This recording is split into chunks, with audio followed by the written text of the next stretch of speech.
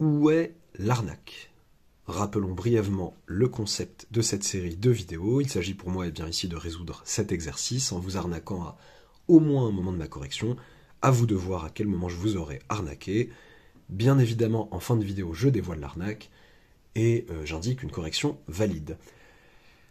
Évitez le plus possible la section commentaires avant d'avoir regardé la vidéo pour ne pas vous faire spoiler, sauf si vous voulez mettre un pronostic quant à l'arnaque, avant même de l'avoir vue, comme certains le font, auquel cas, merci de bien vouloir continuer à mettre des petites mentions spoiler alert pour prévenir le lecteur du dit commentaire que cela ne se ferait qu'à ses risques et périls.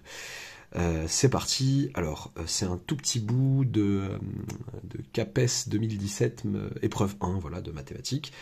J'ai la voix un petit peu altérée aujourd'hui, pas aussi cristalline que d'habitude, je vous prie de bien vouloir m'en excuser.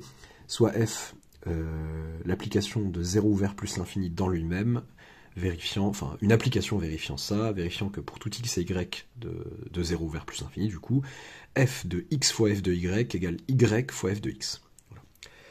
Première question, on nous demande de montrer que f est injective et que f de 1 égale 1. Deuxième question, on nous demande de montrer que f est une involution de 0 ouvert plus l'infini. Autrement dit, de montrer que f rond f égale l'identité de 0 ouvert plus l'infini. Je rappelle qu'une application de i dans i est une involution si et seulement si f rond f égale l'identité sur l'ensemble i. Bon, sur l'intervalle i ici en l'occurrence. C'est parti. Bon, je suis un gros flemmard, mais je vais quand même couper au montage les pauses mouchoirs. Montrer que f est injective et que f de 1 égale 1. Bon, on me dit ça, le et là ne m'interdit absolument pas de montrer d'abord que f de 1 égale 1, puis que f est injective. Vous en conviendrez. C'est pas puis qu'on me dit de faire, on me dit de montrer que ça et ça. Si je commence par ça, personne ne m'en voudra. On va montrer que f de 1 égale 1. Bon, j'aime bien, moi, quand j'ai une égalité comme ça, une fonction qui vérifie pour tout x et pour tout y une égalité de cette manière, d'essayer de la voir pour des x et des y de mon choix. Je vais essayer de voir, donc on sait, on a, en particulier avec x égale 1 et y égale 1, strictement positif, on a que f de 1 fois f de 1, f de, donc 1 fois f de 1 est égal à 1 fois f de 1. C'est-à-dire que f de f de 1 égale f de 1. Oh, c'est cool ça. Ça va, je suis pas loin de ce résultat. En simplifiant par f, des deux côtés, eh ben, j'ai que f de 1 égale 1. Je vais déjà avoir ce petit résultat-là qui va probablement me servir pour l'injectivité de f. Ok, comment on montre que f est injective? Montrons maintenant que f est injective. Hop, pardon. Ça vous donne le temps de réfléchir à ce que je vais écrire ensuite.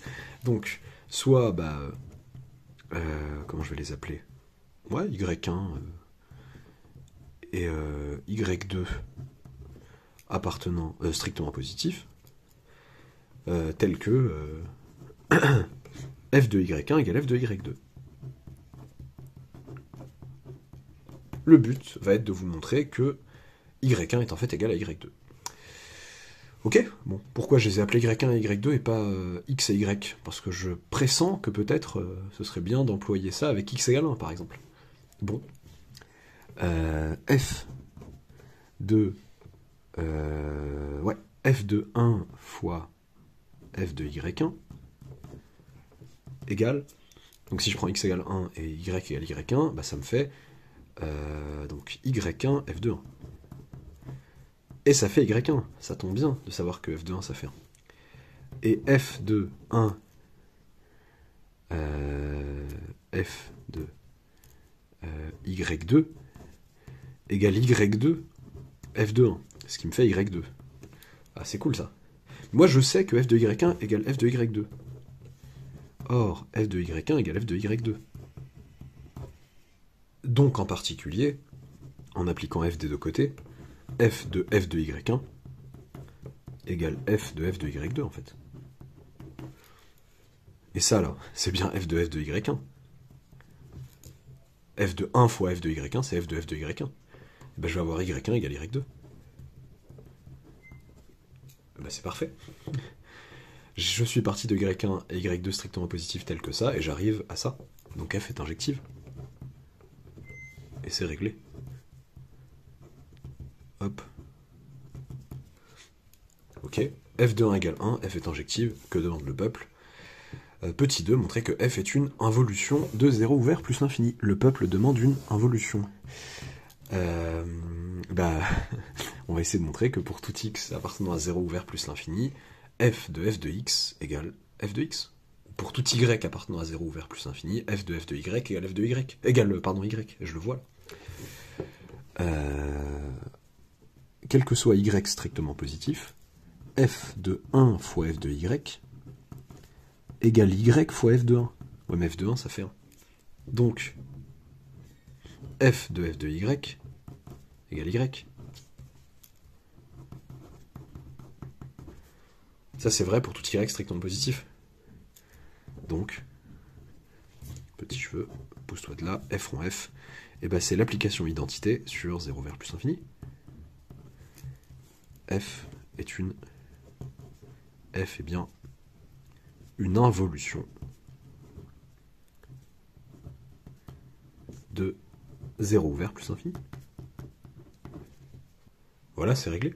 Je pense avoir bien géré le truc. Ou est-ce que je vous aurais arnaqué? Dès le début. Je n'ai pas attendu pour vous arnaquer. J'ai arnaqué assez vite ici. Bon, les plus aguerris l'auront vu, mais j'ai trouvé ça rigolo d'arnaquer. Enfin, c'est assez culotté comme arnaque parce que, en fait, normalement, vu la question, que l'injectivité est au centre de la question et qu'on entend le mot injective, on sent bien que, enfin, on est bien averti sur le fait que, attention, je peux pas simplifier par f comme je veux. Ça veut dire quoi simplifier par f? Qu'est-ce que c'est que ce délire? F, c'est pas, je suis pas en train de multiplier les deux côtés par un réel non nul et par lequel je simplifie, non. Je suis en train j'ai une fonction f qui est appliquée à f de 1 d'une part et à 1 d'autre part, et je simplifie comme ça. J'aurais eu le droit, si f avait été injective, enfin, ou plutôt si j'avais prouvé l'injectivité de f à ce moment. Donc mon histoire de montrer que ça et ça ne m'interdit pas de commencer par ça, certes, c'est vrai. Mais pour y arriver, j'avais justement besoin d'injectivité. Donc j'aurais mieux fait de suivre l'énoncé, clairement.